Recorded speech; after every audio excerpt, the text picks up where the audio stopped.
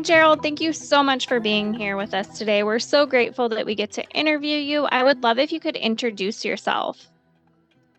My name is Gerald Schoenewolf. I'm a psychoanalyst and I'm an author.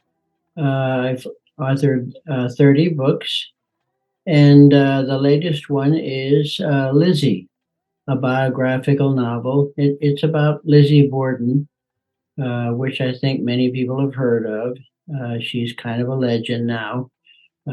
She axed her, her father and her stepmother in 1890, and it's become a very famous story. Amazing. I would love if you could dig in a little bit more about what your book's about. Well, many things have been written about Lizzie Borden. Many movies have been made about her. Many books, plays. You know, uh, she's been a fascinating subject for many years since the murder happened. Uh, but I just felt that nobody has really gotten it uh, the way it needs to be done so far. S- Uh, so I did some research myself for a year. I studied court records. I studied, you know, uh, different other books and their takes on it, and so then I did mine. Now, there was a theory that, but nobody had developed this theory that Lizzie had been molested by her father. Um, I decided to go ahead and develop that theory in my book since it's a novel. It's a novel, but it's based very closely on the facts. Um, but the book starts out when Lizzie's 5 years old, and her mother dies, and she's left with her father and her older sister, who's 10 years older than her. And so I go into the scenes, I dramatize the scenes where she's very she misses her mother, and her father now is her one parent, and she wants to sleep with him. And, this is something that little 5-year-olds would want to do. And I go into the details of how he molests her one night. And then he blames her. He blames her. He calls her a slut. I mean, he's a religious fundamentalist. At this point in time, it was a kind of a Victorian time, and people were very straight laced. So he blamed her, and this became a major trauma of her life. Now, I'm a psychoanalyst, so this is a very psychological novel.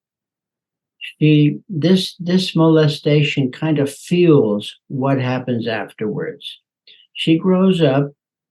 She wants to grow up to marry her daddy, but unfortunately, a few years later, he marries this woman, and she's not a very nice woman. She's a very controlling and very manipulative woman. Uh, and one of the things I've tried to do is develop people's characters in this book. So the book goes into details about the father, the mother, what kind of characters they are. Father's a very rich man. Then it skips to a year before the murders, and you have Lizzie very angry at her father at that point. He's been giving away all the land and all the houses that he owns to his wife. Lizzie and her sister are very angry about this, and they talk about it often, that he's giving away the land. And also, he's very stingy. Their house is one of the only houses in Fall River that doesn't have modern plumbing. Uh, so they still have to go out to the outhouse in back of the house. and she has to empty it every day, she hates that. Lizzie is kind of a spoiled person. She was the younger sister, and her older sister kind of takes care of her. She's like another mother, and you know, Lizzie usually gets her way and everything, but she doesn't get her way anymore. Uh, so then this leads to the murders, and I've tried to write this using a lot of stream of consciousness, going into Lizzie's mind. The scene where she acts murders her father and her stepmother, it's almost all coming from her mind. The whole scene is told with streams of consciousness, and I think I hope I've attempted for it to be kind of like a Dostoevskian kind of flavor. Um, Dostoevsky actually discovered the unconscious before Freud did. Freud acknowledged that. Um, so I cover this whole murder scene, and I use all the other books I read to try to give it a really authentic flavor, because it's very strange. After she murders her stepmother and her father, she just sits in the house by herself, and just then she goes on the porch. She's lonely, and she waves her friends. Says, "Would you call the police? I think somebody has murdered father." And then one by one, the police come, the doctor comes, everybody comes, and they're in the house and in and out. And she's just sitting in a rocker the whole time, and being fanned by her girlfriends. And the police interview her, ask her questions, and they come in and out, and they go to examine the bodies. The stepmother's upstairs in the bedroom, the father is in the living room. They're both stabbed to death, and finally, at the end of the day, the police leave, everybody leaves, and they leave the bodies there. It's an old-fashioned time. They don't have a spare ambulance, so unfortunately, you have to leave the bodies there overnight. And so she and a girlfriend sleep there with the bodies still in the house. Uh, and and they have the trial. The trial lasts 2 weeks. She's acquitted. People just didn't feel that a young religious woman would do that, and so it just didn't make sense to them, and so she was acquitted. But in my book, I've written a novel, in such a way that she did do it. She did do it, and she and her sister got together and made up. Just decided to stick to the story that she didn't do it, and so forth. And she was acquitted. And then after the trial, um, it goes into her life afterwards. Afterwards, they inherit her father's money, and she buys this other big house and she calls it Maple. What is it?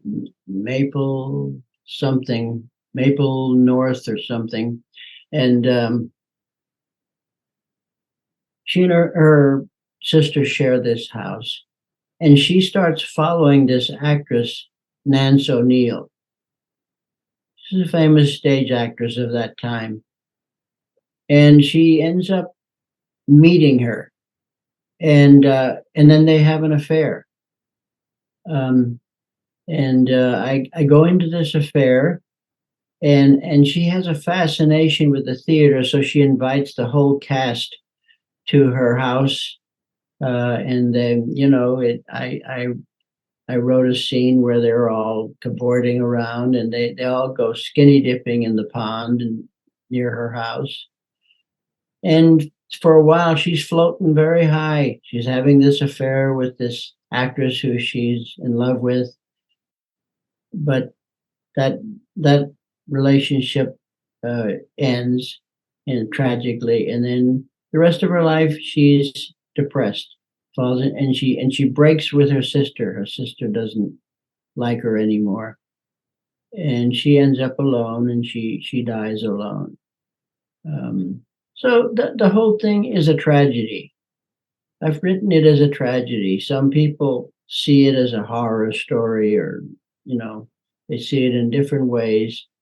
But I've portrayed her as a tragic person who just, she was unlucky enough to be born to this father who molests her, and who is just a selfish, insensitive person. You know, he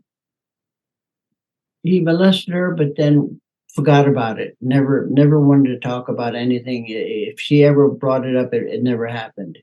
It was, you know, so it was not only this early molestation, but also just the very uh,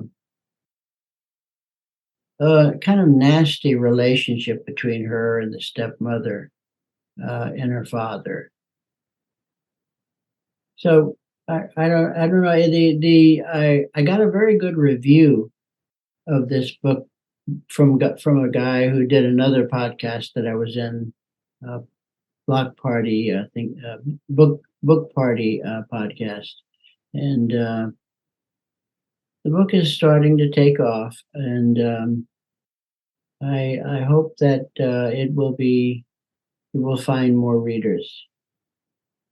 Love that. What inspired you to write the book? I just felt like fascinated with it myself. I felt fascinated by her story. I had seen a few uh, movies. I One was a recent one was on that woman's channel. I forget the name of it. Yeah, that one was okay, but as I said before, I wanted to try to give an authentic portrait of her. People have always been puzzled. Why did she do it? And I thought I had the answer to that. I thought that I finally have the real answer as to why she did it. And I think the way I betrayed her, one of the things that happened was about, a week or two before the axe murder, her father axe murdered her pigeons. She was in love with her pigeons. Her pigeons meant everything to her, and he got angry at her because she kept getting on his case about he was selling her houses, and he was really angry with her. And also, she stole her stepmother's jewelry. She was a kleptomaniac, and she stole from several department stores, and so her father really got furious when Lizzie stole the stepmother's jewelry, and then they started talking about the pigeons and how dirty they were, and he just got into a rage, and he went out and took his axe, and he just chopped the heads off the pigeons. And that was, I think, the immediate event that fueled her rage at him. When you were writing your book, who were you thinking of when it comes to who your book is for? I was writing it for, first of all, for uh, people who are fascinated with Lizzie Borden, um, but also just for people who appreciate a good novel. Uh, because I thought that this was I've written a very good novel, a good story. It is a fascinating story from the beginning to the end. I think it's a page turner. So I wrote it for everybody that, there, I think there's an audience out there who are looking for literary novels. Uh, and I think there aren't that many of them these days. Um, but this one is. So I was writing it for those people. Love that. How long have you been writing and what made you really sit down and start? I've been writing all my life. When I was growing up, Hemingway was famous, and I wanted to be another Hemingway. Um, And I was always a voracious reader. I read so many people, uh, not just American writers, but Dostoevsky, Tolstoy, Voltaire, different writers. And so I grew up writing all these things, and I came to New York when I was 19, and thought that I wanted. Well, at first I wanted to be an actor, uh, but that didn't work out right away. So I changed to writing. I started writing plays, and I had a few plays done off Broadway in New York. One of them, Poof, was published in Esquire in my early days. But I could never make a living as a writer, so I said, well, I had gone into therapy, and I enjoyed therapy, and I enjoyed understanding human beings. So I decided to study to be a therapist, a psychoanalyst. So I continued. I dropped out of college, but I went back and got my PhD. And then I studied psychoanalysis. If you study psychoanalysis, it's another 4 years after you get your PhD.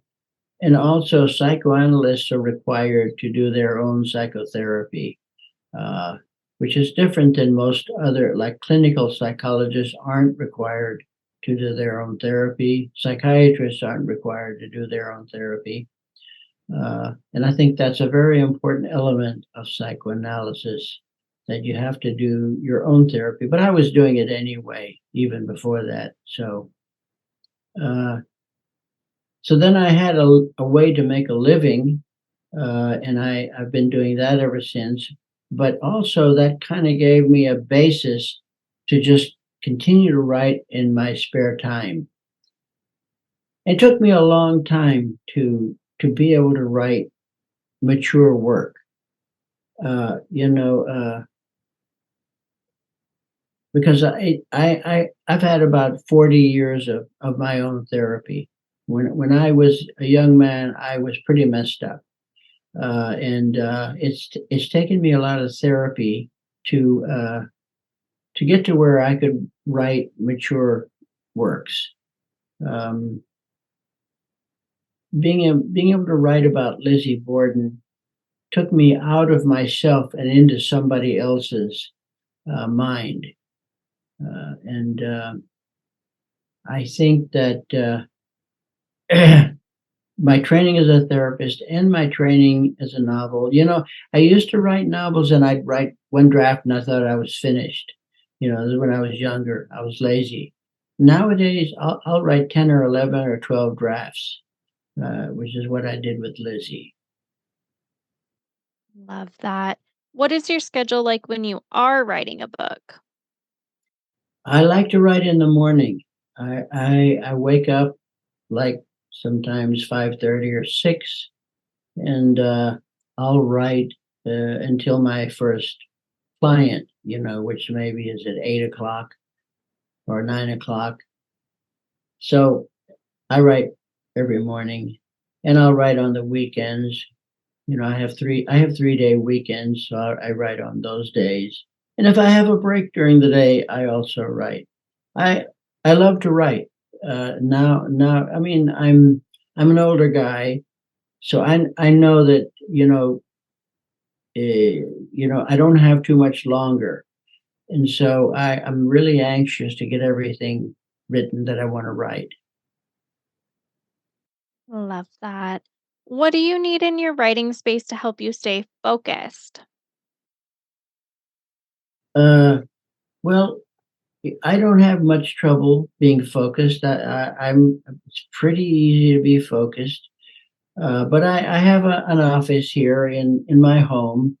This is my office. You can see the shelves. I have my writing supplies. I also do art sometimes. I'll do a painting, so I have the acrylics up there. Um, And so the peace of my own office, I close the door. My wife stays out, and it's my own place, and I'm able to concentrate pretty well. Love that. What is your favorite writing snack and drink? Writing stack. Well, coffee. I drink a lot of coffee. About 3 cups a day. I love my first cup of coffee in the morning. It gets me going. Snacks. Sometimes I eat cookies. I shouldn't eat so many cookies. Sugar is bad for me, but I do. Love it. What type of books do you personally enjoy reading? Well, I like reading. I read psychology books, but I think I'm more interested in fiction these days because I think that fiction, uh, people can read fiction and not get up in arms. If you write a psychology book, they're getting angry. They wait a minute, that yeah, I don't agree with that, and they start arguing with it. But if you write a novel, it's harder for them to do that. You can say the same thing in a novel that you're trying to say in a psychology book, but you're dramatizing it rather than stating it, and so it sinks in easier that way. Amazing. Are there any books or authors that inspired you to become a writer? Well, as I said, in the early days, I loved Hemingway. He had that style of his that was very simple, but also kind of poetic. And like The Old Man and the Sea is a very poetic novel. Uh, I liked him. I liked, I had a lot of writers that I liked. Dorothy Parker. She was very witty. Um, I liked Dostoevsky has always been my favorite. He was like a psychologist. Uh, Notes from the Underground. I don't know if you're familiar with that, but it's about a masochistic personality. I mean, he might have written a case history when he wrote that novel. It was just really, really well done. Um, Voltaire, Stendhal, uh, uh, Mark Twain, Love and in my most recently, I liked. Oh, now I can't think of his name. The Catcher in the Rye, Salinger. love that. What books did you grow up reading? Did you have an all-time favorite? Well, yeah, my all time favorite was I think uh, let's see. Well, what was that Hemingway book? Something about the World War I. Uh, that was my favorite. I can't think of the name of it right now. Um, A Farewell to Arms. Farewell to Arms. That was my favorite. And yeah, there were some books like that, or like Catcher in the Rye, that I kept reading over and over again. I really identified with Holden Caulfield when I was younger. Now, when I read the book, I think it's sentimental, but I didn't think that then. Love that. On the other side of that, now as an adult, what are your favorite series or authors that if they come out with something, you automatically grab it? Well, the truth is that I don't do much reading anymore because right now I'm more concerned with writing. Uh, it's like I did my reading in my earlier years, and now I just do writing. I'm also interested in movies. I've written and directed 2 feature films. Um, and so I really like movies. I like some classics like La Strada by Fellini, La Dolce Vita by Fellini, and yeah, a lot of movies. You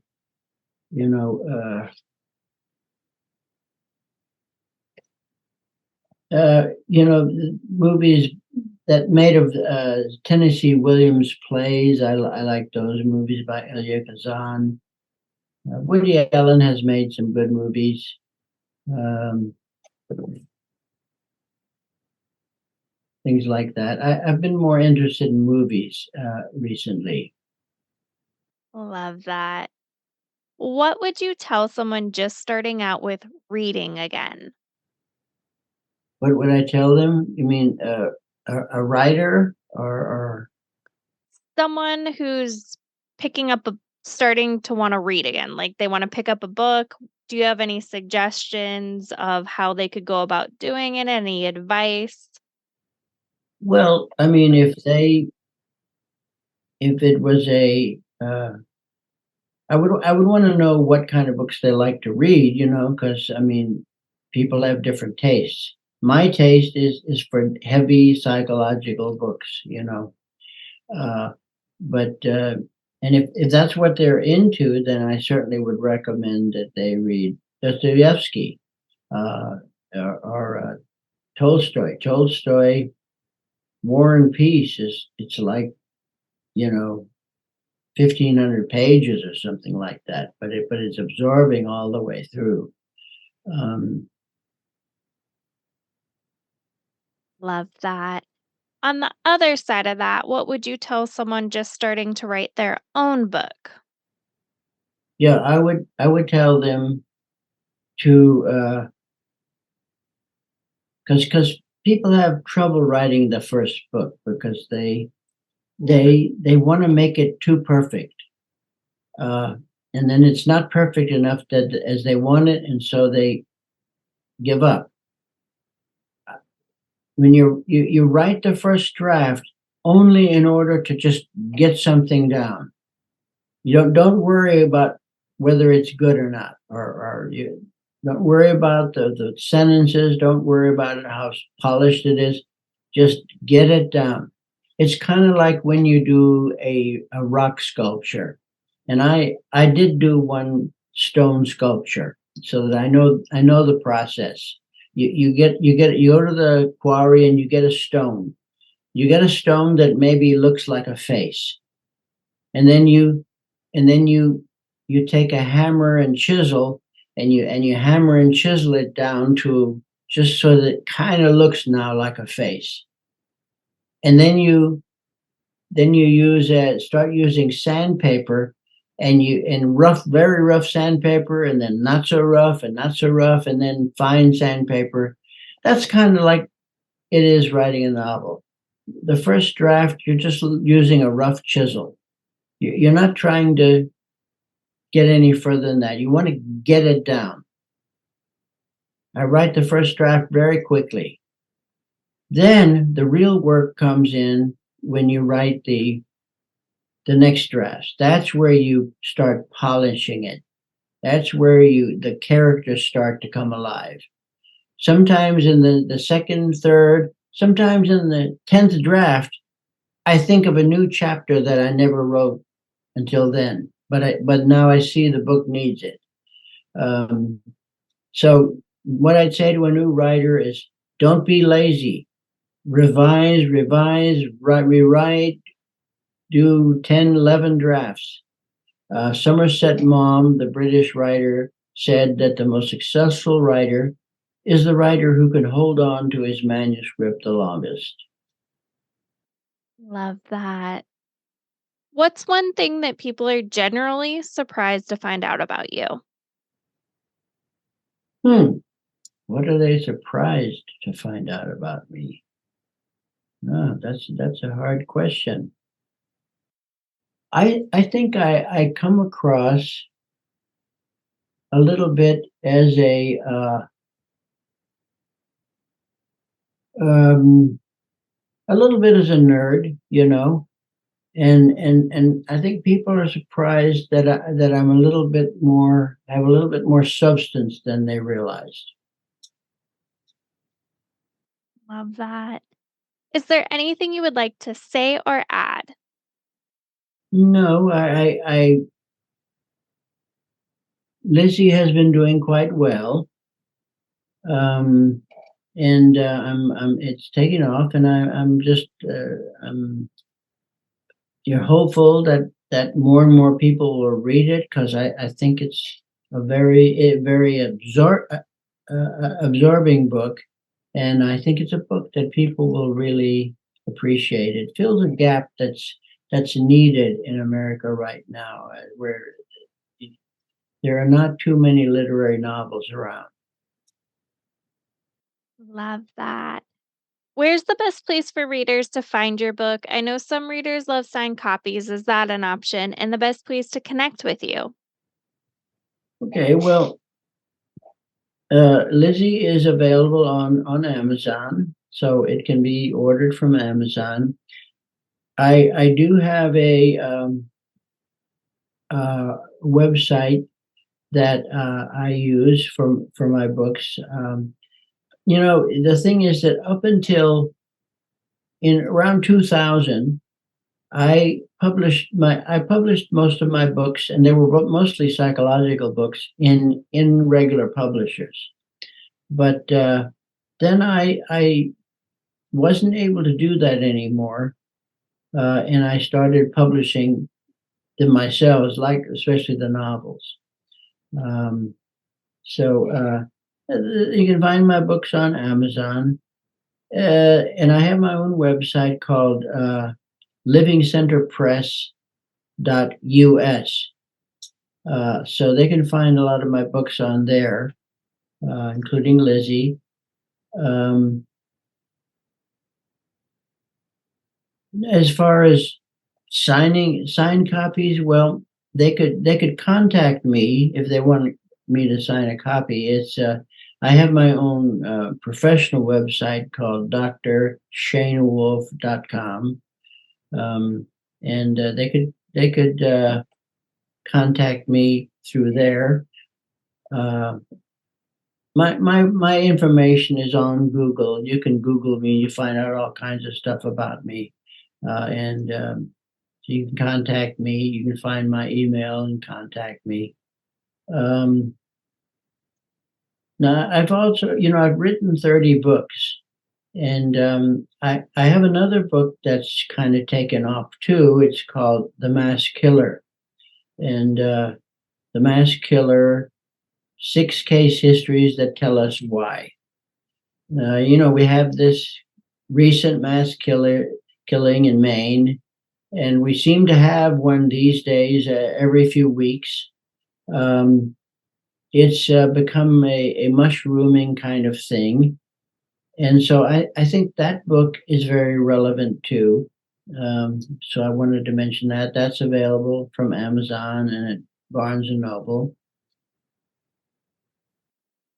Amazing. Well, thank you so much for being here today. We're so grateful that we got to interview you. We'll be sure to drop those links in the show notes. That way everyone can find you. And again, thank you so much.